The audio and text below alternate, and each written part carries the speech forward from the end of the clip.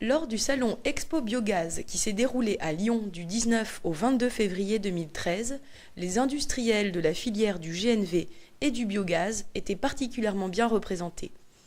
À l'initiative de l'AFGNV, Association française du gaz naturel pour véhicules, un espace de 300 mètres carrés, appelé Agora GNV, a été mis à la disposition des industriels pour présenter les savoir-faire de la filière et les innovations qu'elle propose dans le domaine du transport propre.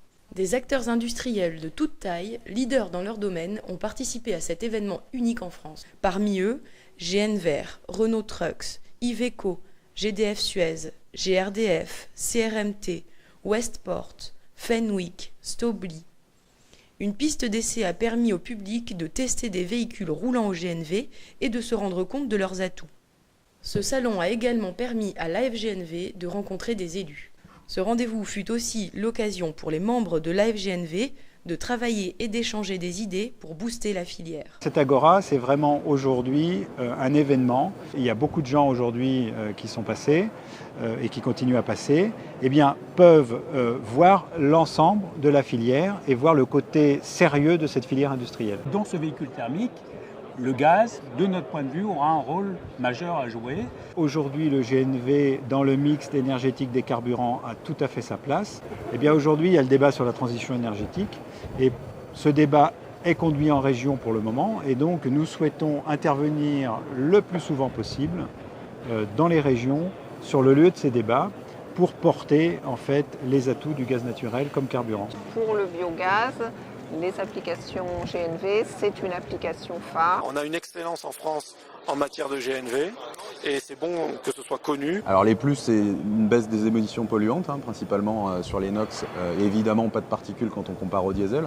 On a besoin de trouver des solutions pour diminuer l'impact environnemental du transport en Europe. La commande de bus GNV, ça passe par les élus. On avitaille, nous, environ 2000 bus par an. C'est 2000 bus qui sortent tous les jours pour le compte de nos clients, 750 bennes à ordures ménagères. Il y a à peu près 10 000 véhicules légers également qui sont avitaillés sur des stations qui sont gérées soit par GNVR, soit des stations dépôts. Et vous gérez 140 aujourd'hui, 140 stations. Une des qualités du GNV, c'est de réduire les impacts polluants des activités liées au transport. On a une gamme de produits sur la distribution urbaine, principalement sur les métiers de la collecte ordures ménagères, mais aussi la distribution sèche ou fraîche. Si on prend le parc roulant français, vous avez à peu près 1000 véhicules de plus de 6 tonnes en France et Renault Trucks en a à peu près 500 sur ces métiers-là. Des silhouettes. 50% de part de marché. On a déjà une petite centaine de Stralis, donc de poids lourds, 40-44 tonnes, qui roulent en Europe en ce moment même au gaz naturel liquéfié et au biométhane liquéfié. On atteint 800 km d'autonomie, Euro 6 en émission, et la grande nouveauté du biométhane, c'est le zéro carbone par-dessus le marché. On doit travailler ensemble justement avec nos clients sur leur visée première d'exploitation pour trouver des solutions de remplissage avec nos confrères, collègues de la filière. Il existe un standard international sous une norme ISO qui définit le profil de raccordement. Ce que l'on souhaite en tant qu'industriel français, c'est que cette filière elle se développe aussi sur notre marché national. On parle beaucoup de la pollution en Chine, mais malgré ça, ils font beaucoup d'efforts. Et le gaz naturel comprimé est très très développé en Chine. Tout le monde cherche des solutions. Elles sont prêtes. Tout type de véhicule GNV peut être branché. Et à titre de comparaison, nous avons en Suisse 150 stations pour un pays qui représente 2 territoires français.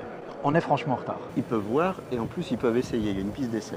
Tout à fait. Il y a une piste d'essai où nous avons 2 camions, un bus, des véhicules utilitaires, des véhicules légers et également des concept cars. On garde les mêmes niveaux de prestations qu'une voiture classique. Je trouve que c'est très agréable d'être dans un tel véhicule. On a un véhicule qui a 40 km d'autonomie pure électrique. Par contre, si vous allumez le range extender, prolongateur d'autonomie en français, au gaz, vous passez à 300 km. Donc la peur de la panne n'existe pas. C'est vraiment une utilisation urbaine, périurbaine. Voilà, urbaine, périurbaine. De l'autonomie en plus. On a des clients, ça peut être rentable dès le premier véhicule si on fait entre 200 et 250 km. On peut avoir des coûts carburants qui sont moins 25, moins 30. Dans certains cas, moins 40%.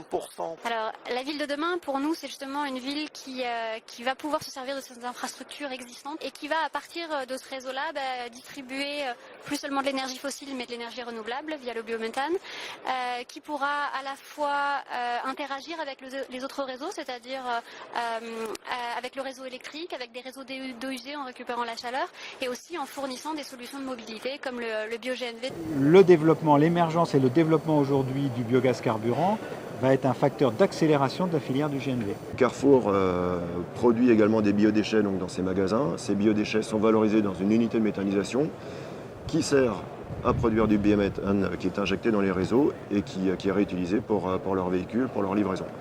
Donc c'est complètement vertueux.